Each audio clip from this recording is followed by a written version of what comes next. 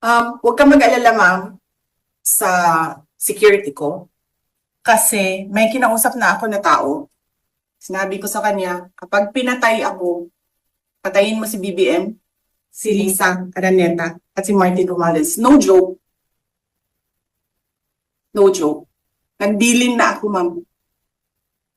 Pag namatay ako, sabi ko, huwag ka tumigil hanggang hindi mo mapatay sila. And then he said yes. Kung hinahanda pa ng kanyang mga abogado ang kanyang depensa, malinaw ang sagot ng bisi ng tanungin ukol sa Article 1 ng Article of Impeachment, kaugnay sa kanyang umanibanta sa buhay ng Pangulo, First Lady at House Speaker. I did not make an assassination threat to the President. Sila lang nagsasabi niyan. Sila lang nagsasabi may assassination. Sila nagsasabi may assassin, may gunman. Next po, GDB. Not say that.